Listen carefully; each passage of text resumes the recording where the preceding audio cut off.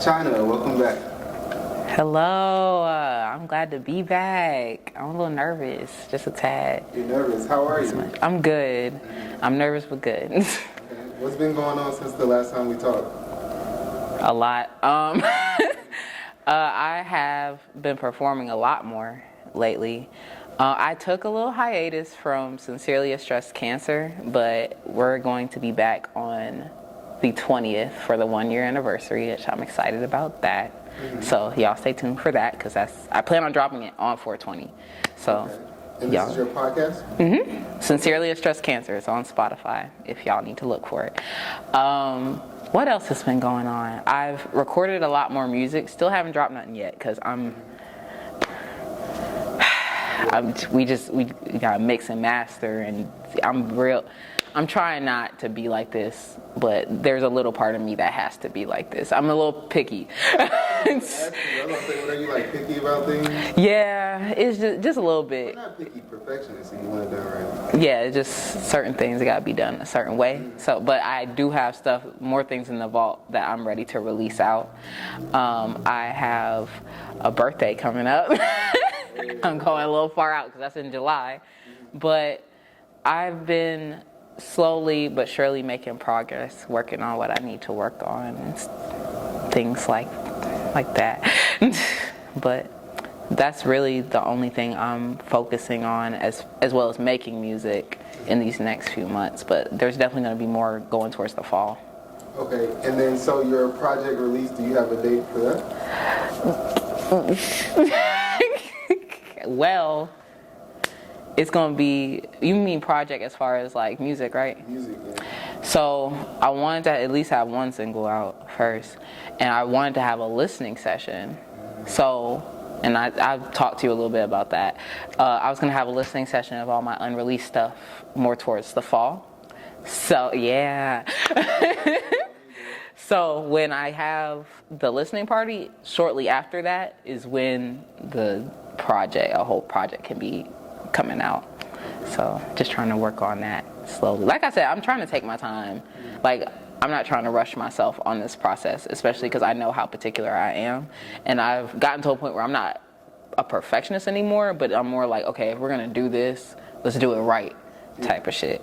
So, yeah, that's what's been cooking up in Chyna's land for the past few months since the year started. And so what do you think has changed the most since the last interview? I think, well, a lot has changed in my life, but I think my approach to everything that I do now is a little bit different. I'm a little bit less hard on how things should look, which has caused me to produce more. I feel like I've been getting closer to actually being confident in what Chyna does is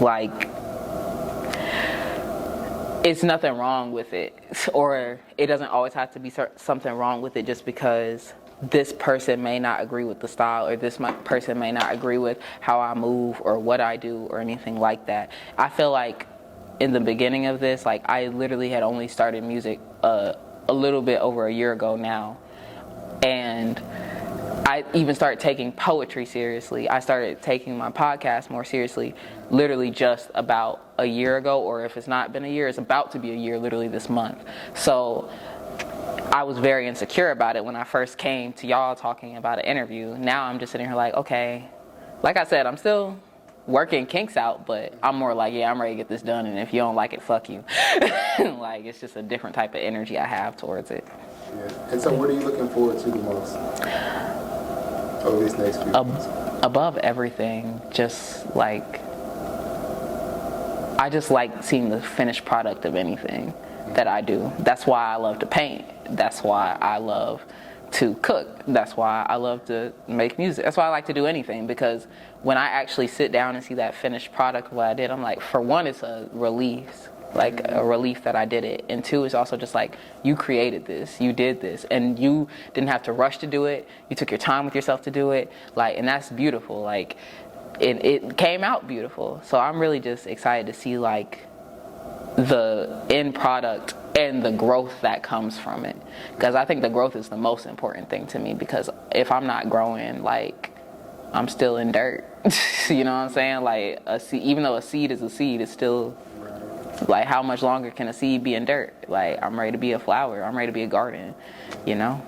Well, you definitely been growing since the last time I saw you, so. I've been trying my best. Thank you for coming back up. I've been trying my best, you know? You feel me? I'm sorry, I'm gonna fake cry a lot. That's a little quirk of mine, but I appreciate that, Mikey. Oh my goodness. How do you feel about monogamy? Okay. So what you asked, I guess, I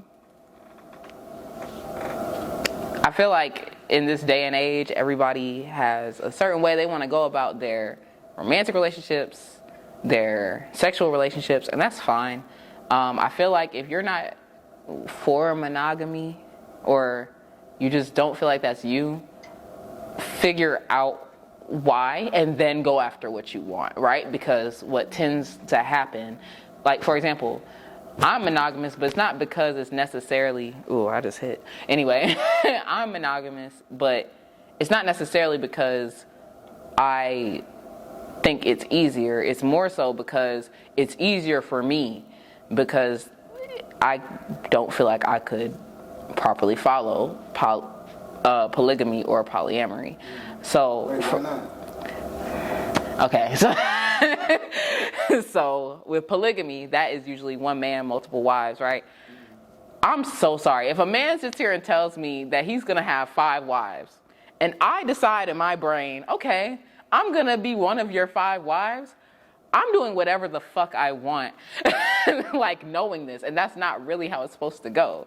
And polygamy, there's a reason why he asked a few women to be that with, it's because he's trying to build an empire. He's trying to do certain things with, you know, like, with those women, and they have to be committed to him.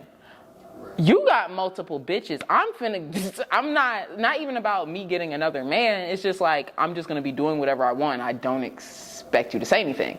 And that's not really how it goes. With polyamory, it's like, I could have 5 people that I'm with, and I'm going to be on Timmy's dick, like, more than everybody else. Like, and some people in poly relationships or who understand poly relationships will be like, well, that's about communication. Sometimes you can be more drawn to one person. I'm like, yeah, but the thing is, it's like, if that's the case, why are you in a poly relationship? Like, why are you, like, not like you're just talking around while you're dating one person. I'm talking about literally relations, as in all of y'all are together and y'all know about each other, y'all together, and I'm gravitating to one person.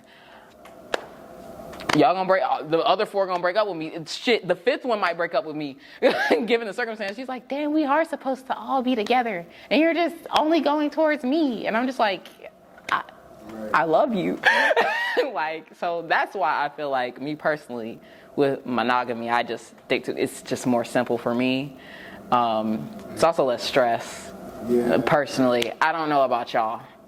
I don't know what y'all like to do. I don't have time for that. I really don't. I'm not about to stress myself out over vagina and penis. It's just not that many of them. Not like one is enough. Right. One is enough. We get to 2, that's pushing it. That's really, really pushing it. I'm like, wow, that's a lot going on. That's a lot of testosterone, estrogen. Y'all got to take that somewhere else. So when you start crossing into 3s and 4s and 5s, I'm like, what the fuck? It's 80, y'all? It's 80. Get that out of here. No disrespect, but no. Y'all better than me. Y'all are way better than me. Y'all are stronger than me. Congratulations. It cannot be me. It can't. I'm sorry. Is it easy to build relationships in the underground here in Atlanta? Yes and no. It is, because I vibe with who I vibe with, but most of the time that I meet people, I've been a little bit better with socializing now than I've been in the past 2 years, because I had a really, really bad habit of not talking to anybody And most of the time they would come up to me, and that's how I would make my friends. In general, like before I even started doing this. When I started to get more... Mean girl vibe? No, it's not even that. It's just like anxiety, because they would come up to me because they knew that they could. It's just that I would be sitting here like... Oh, I know what you're saying. You know, like that was that was me. Yeah. So as of the past year and a half, I had been getting a whole lot better with being able to, you know, like get to know more people on my own and things like that. So talking to people haven't been the problem. I think it's been maintaining the relationships, if anything. Like making the connections is never really the issue. It's maintaining them, because I have just witnessed a lot in this very short time period that I've been doing this. And it's just like, they say that we're a part of a community, a part of a tribe, but then I see shit and I'm like, no, the fuck we're not. Like, there's no way that we're a part of anything with y'all doing the shit that y'all doing. So then, and then also the thing about me is I'm a very like, I have morals. I have like, you know, a certain conscience to stuff. If you sitting here and you doing fucked up shit, I'm not gonna fuck with you.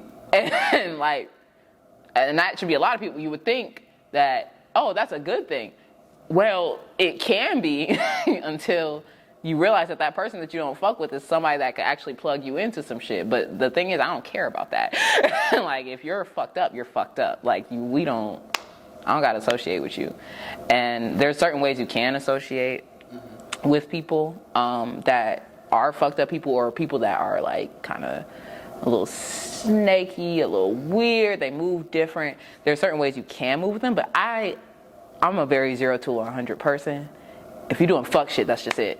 Like, there's no, oh, maybe we can contact like this, maybe we can, no, I don't want you around me. Get your yucky shit away from me. And I say all that to say, it's like, it's never been really hard to make those connections and to like meet these people. Even to vibe with these people. When I say these people, I know a lot of people from a lot of different communities that are artist communities, like the underground, as far as like the underground punk scene. There's more of a, I don't even know what you would call that. I go to Heirloom a lot. Most of the time I'm performing, most of the time it's at Heirloom. Most of the time I'm going to an event, it's at Heirloom, majority of the time. Everybody who's in that knows who I'm talking about. That group of people. Like, I'm around them a little bit more than the punk scene. But it's like, as I've seen different instances and experienced different instances with both of them, it's just made me very cautious about how I go about things with those people. And it's not to say that everybody just needs to just like avoid connecting with people, because people are people. Like, they're gonna be what they are. But it's just sometimes where I might be a little cautious towards getting to know somebody. And if I do, most of the time it has to be strictly on a like creative level, a business level, because if it exceeds anything else, might be some other stuff attached to it. But maintaining them has been more so the thing for me, more than making the connection or the relationship with the person, because most of the time I fuck with who I fuck with. It's that simple. Like, y'all cool. It's more like if y'all moving weird that I sit here and I'm like, and so like, what's an example of moving weird? Like, what would you say is like I gotta give an example. It doesn't have to be like a particular. Yeah, like in the sense of, okay, if I'm trying not to get too specific, if you're on some stuff where you've harassed like multiple women, like in a space, like in a safe space. A safe space, a space that's supposed to be safe. Like, if you've harassed multiple women, like to no avail, like to no end, and then you expect to be doing a song with me, you expect to get on a podcast episode with me, anything like that, and I've heard about it, and it has been confirmed, I'm going to sit here and I'm gonna be like, well, now why would you why would you ask me that? I low-key want to slap you. Like, why would you do that? Like, that's not... So how do you sift through, like, what's merely maybe an accusation versus what is, like, real? And that's the thing, right? We don't know until we know. And that can be tricky, too. So most of the time, my favorite game is sitting and waiting. That's my favorite game. I don't do nothing. I'll keep you into account. I'll keep you in the back of my mind until it is confirmed or denied. And if it's denied, then shit, we ain't got no problem. You cool? Like, let's go. If you sit here and it gets confirmed, and not just confirmed, it's like super confirmed. Like, we see evidence. Like, we see it. I'm gonna be like, damn, you can find somebody else. Trust me, this is Atlanta. Somebody else will take you. Somebody else will take you. I promise. It's just not gonna be me. It's not gonna be me. That's the catchphrase. It's not gonna be me. Get somebody else to do it. As an R&B artist, how do you feel about the evolution of R&B over the years? I feel like it definitely has changed, but I'm sorry, my nose rang. I feel like it definitely has changed, but it hasn't gone like to shit. Like, I feel like the only thing that I may have to sit here and be like, what's that, is like this trend of toxicity, or just talking about it. And I get it. It's like I'm the type of person that writes from emotion and experience. So I get it. If you going through some stuff and you decide to write that, I understand. And that, in anything, that's you releasing it. That's how I view it. But also in the same breath, it's just like when I just hear the same topic over and over again in a song, I'll be like, ugh. But as far as like the artist vocally, I feel like that's really 50-50. Because I've come across people who can really sing, and I've come across people who can get by with auto-tune and stuff. And I feel like it's very easy, just like how people say it's like, oh, anybody could be a rapper, like it's so easy to just start rapping, just like da-da-da-da. It's kind like, it's not the same, but it kind of is with R&B too, because there's a lot of people who are like maybe B-list celebrities now that couldn't get away with doing certain things and not have to do as much or strain as much vocally until they have to sing live or anything like that. So I feel like it's changed a lot, and the way that these R&B artists are produced has changed a lot, but I don't feel like it's dead or anything. I don't feel like it's just like utter trash. I just think there's little bits and things that I've noticed change in this time, and that doesn't necessarily mean that it's terrible or for the worse. It's just that little things. Like, I'm pretty sure back in the 90s, the people that were R&B artists or loved R&B in the 70s, they were sitting here like, what the fuck is that? They were like, what the fuck are y'all singing? And the 90s people just like, we jamming. What the fuck? No. Like, they having a whole ass argument about it. So I don't feel like it's gotten any worse. I just feel like there's certain things where it's just like, I may not like, but I kind of like the evolution though. It's also, I feel like with that whole thing about people not vocally being where they need to be, also when they end up in those situations where they do have to be live more, they have to, like go out and do, live performances more, it can also just help them. It helps them realize where they need to. Most people don't know about where they need to be at until they start doing those first couple of performances. Then they sit here and they're like, because that's how it was with me. It's like performing, like poetry, that's one thing, but singing, it's been a few embarrassing moments. a few in the past year and a half. So it's like, for me, it just told me, okay, so vocal training. Vocal. What do you do when you get embarrassed? You say you get embarrassed on stage? So if it's bad, if it's bad, yeah. You don't let people see it though, right? See, the thing about me that I'm working on is that it is very easy to see emotion on my face. So if I fuck up, even if I don't say that I fucked up, everybody's still gonna know I fucked up because they're gonna see my face. And I've been working on that. That's also like what I've been working on with dancing too, like because I've been getting back into dancing more. And one of the main things like my heels instructor tells me is like sometimes you can mess up. You could be doing a whole routine for like a panel, right? Like not even with other artists, like not other artists, other dancers. You could be doing a panel for a couple of judges, and you have a set routine, but you forgot part of the routine. You freestyle it and you don't let it show on your face. You still end up landing the gig.